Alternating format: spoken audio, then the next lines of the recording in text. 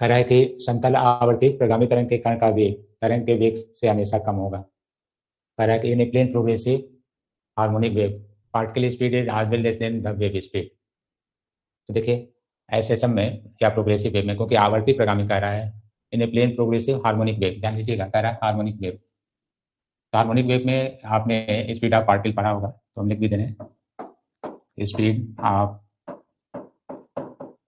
Particle in harmonic wave, speed of particle in harmonic wave. तो harmonic wave में speed of particle तो आपने पढ़ा है v equal to omega, particle speed है, under root A square minus X square. अब ये maximum अगर आप लेते हैं तो v मैक्स आपको प्राप्त होता है ए ओमेगा के इक्वल, ये प्राप्त होता है मैक्सिमम ए ओमेगा। और ये ए ओमेगा कहाँ पर प्राप्त होता है, जहाँ पर हम पार्ट डिफरेंस की वैल्यू और फेज डिफरेंस की वैल्यू λ/4 पर आप दिखा रहे थे पार्ट डिफरेंस, और फेज डिफरेंस आप दिखा रहे थे λ/2। तो इस तरह से आप ये कह सकते हैं कि मैक्सिमम वैल्यू कहाँ पर प्राप्त हो रही है, तो आपको ये पता है कि ये λ/4 पर प्राप्त हो रही है। ये आपको पता है कि प्राप्त हो रही है π/2 पर, क्योंकि वहाँ पर वेलोसिटी मैक्सिमम होती है।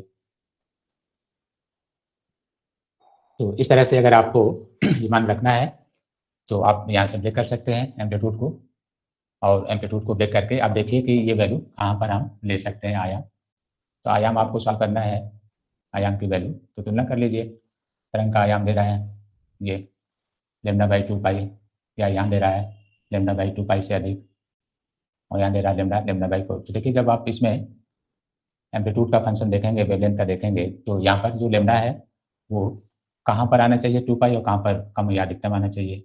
इसको ब्रेक कर लीजिए, ए इक्वल टू ओमेगा होता है 2 पाई एन, ऐसे 2 पाई एन इक्वल टू वी। अगर आपको ए चाहिए तो ए की वैल्यू आ जाएगा v/2 पाई एन, ऐसे। तो v इक्वल टू होता है एन लेमडा, v होता है एन लेमडा, तो एन λ/2 पाई एन, एन से एन कैंसिल हो जाएगा, तो λ/2 पाई। जो एम्पलीट्यूड आ गया ए की वैल्यू λ/2 पाई आया, तो ये मैक्सिमम है, ठीक है। तो अब इसमें मैक्सिमम वेलोसिटी है, तो इसमें कण का वेग तरंग से कम हो तो v को लेस देन कर दीजिए, velocity of particle less than by λ/2 pi. तो लिखा जाएगा कि फार, यहाँ पर बताना होगा speed is less than by wave speed, लिखना होगा the particle speed is always less than the wave speed less than the wave speed। तो वेव स्पीड से कम है तो आप कहेंगे कि एम्पलीट्यूड इज, हालांकि हमने स्मॉल में लिखा है, तो amplitude is less than by λ/2 pi, ये आपको कहना होगा और ये आंसर होगा, ठीक है। The particle speed is always less than the wave speed if A is less than λ/2 pi, क्योंकि ए को मैक्सिमम कर देंगे तो जो मैक्सिमम है वही मैक्सिमम डिस्प्लेसमेंट ही वो डिस्टिंक्ट पोजीशन हो जाएगी जहां तक वेव भी पहुंच सकता है, और वेव पार्टिकल की स्पीड के बराबर हो सकता है। तो उससे कम कर दीजिए तो वेव वेलोसिटी हमेशा ही ज्यादा होगा, पार्टिकल से वेव वेलोसिटी हमेशा ज्यादा होगा। तो ऐसे नोट कर सकते हैं। तो इसमें ऑप्शन आपको मिल गया ए। तो इस तरह से ये एक्सप्लेनेशन है, देखिए और सॉल्व करिए, ठीक है। Two waves expressed by the following equation are travelling in a same medium. तो कह रहा है कि टू वेव्स दिए गए हैं किसी एक मीडियम में जिनको एक्सप्रेस किया गया है। तो देखिए पहला आपको दे रहा है first y1 equal to 5 sin 2 pi इन ब्रैकेट 75t माइनस 0.25x, और y2 दे रहा है 10 sin 2 पाई 150t माइनस 0.50x, ये दे रहा है फर्स्ट इक्वेशन, और यह है सेकेंड इक्वेशन। ये तो वैल्यू दी गई है। The intensity ratio of two waves, तो आपसे कह रहा है कि intensity ratio of two waves.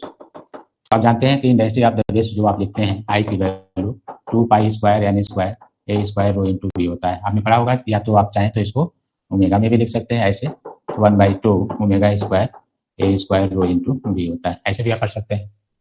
तो जब आपको इंटेंसिटी सॉल्व करना है तो रो तो कांस्टेंट होगा, वी भी कांस्टेंट है, ये दोनों कांस्टेंट है, ये भी कांस्टेंट है। तो intensity proportional to omega square A square, या तो आप फ्रीक्वेंसी भी बता दीजिए तो एन स्क्वायर ए स्क्वायर, ये अगर फ्रीक्वेंसी भी कांस्टेंट है तो आप सिर्फ लिखेंगे ए स्क्वायर।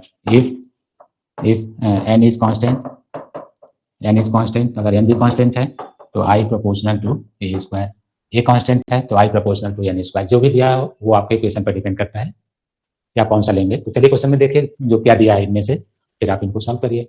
तो y1 में देखिए दिया है ये फ्रिक्वेंसी, आप मल्टीप्लाई कर लीजिएगा। जैसे आप मल्टीप्लाई करेंगे तो यह आ जाएगा 5 साइन 2 पाई का मल्टीप्लाई करिए तो 2 पाई 75 T minus 2 pi into 0.25x ये। तो यहाँ से देखिए तो n की वैल्यू 2 पाई n होता है ये ओमेगा, तो n की वैल्यू 75 है। और इसमें मल्टीप्लाई करके देखिए इसको एक साथ, तो यहाँ n की वैल्यू यहाँ पर n2 मान लीजिए 150 है और यहाँ पर n1 ले लीजिए 75 है।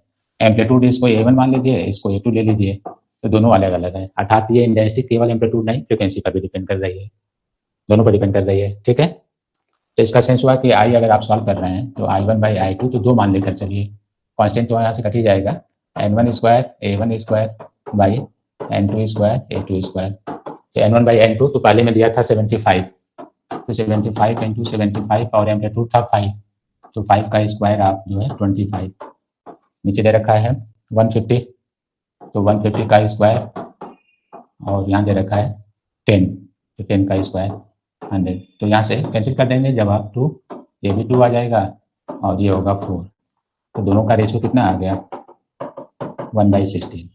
तो कुछ क्वेश्चन ऐसे होंगे आपको ध्यान देना होगा। ठीक है, कि केवल एक पर आप पढ़ते हैं तो आपको पता होता है कि या तो आप I1 I2 equal to A1 by A2 का होल स्क्वायर या मैक्सिमम मिनिमम आप निकाल लेते हैं, लेकिन जब 2 पर निर्भर करेगा तो इससे सॉल्व करिएगा। प्राय ऐसा क्वेश्चन आप कम ही सॉल्व करते होंगे जो 2 को लेकर चलता हो, या तो आप फ्रिक्वेंसी पर सॉल्व करते हैं या तो एम्पलीट्यूड पर, और अगर आप इंटरफेरेंस पढ़ते हैं तो सिर्फ एम्पलीट्यूड पर ही सॉल्व करते हैं।